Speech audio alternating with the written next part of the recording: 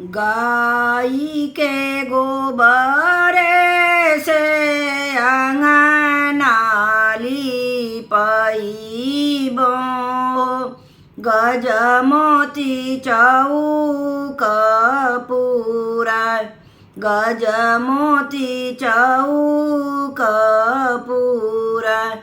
ताई चौके बैठेला दुल्हा सुंदर दुल्हा, ससुर जी से करेला जवाब, ससुर जी से करेला जवाब। हमके त चाही ससुर जी कार मोटर साइकिली, सुंदर धियावा तुहार, पढ़ल धियावा तुहार, पढ़ल धियावा तुहार। हमहु तहाई बाबू गरीब गिरहस्थवा हो, मोरे कोखी बेटी हो बहुत, मोरे कोखी बेटी हो बहुत। एतना बचन जब सुनल कवन दुल्हा, उठेल बदन झराय, उठेल बदन झराय। ससुर जी के धियावा चौकवे पर छोड़बो, बनी जइबो जोगिया फकीर, बनी जइबो जोगिया फकीर। एतना बचन जब सुनाली सुंदरी बेटी, उठेली लहंगा झराय, उठेली लहंगा झराय। जोगिया के संग हम जोगिनी बनी जइबो, छोड़ी देबो दुनिया संसार, छोड़ी देबो दुनिया संसार।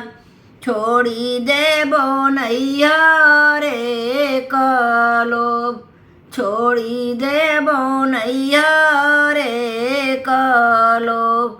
गाई के गोबरे से अंगना लिपाइबो, गजमोती चौक पुराय, गजमोती चौक पुराय।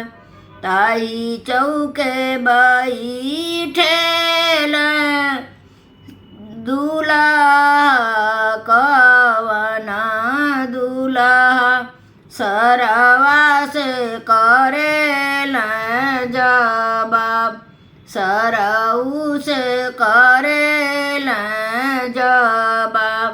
हमके त चाही सरऊ सोने के सिकड़िया हो, सुंदर बहिनी तुहार, सुंदर बहिनी तुहार, पढ़ल बहिनी तुहार। हमहु तहाई जीजाय बोध बलकवा हो, मोरे पीठी बहिना बहुत, मोरे पीठी बहिनी बहुत। एतना बचन जब सुनाल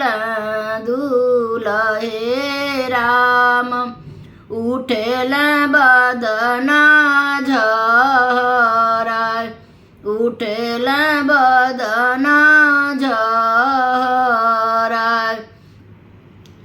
તુહરાઈ બહિના સરઉ ચૌકાવે પર છોડબ હોઈ જઈ જોગિયા ફકીર હોઈ જઈ જોગિયા ફકીર એતના બચના જબ સુનાલી સુંદરી બેટી ઉઠેલી લહંગા ઝરાય ઉઠેલી લહંગા ઝરાય જોગિયા કે સંગા ભૈયા જોગીની હમા હોઈ બેહો છોડી દેબો ઘર સંસાર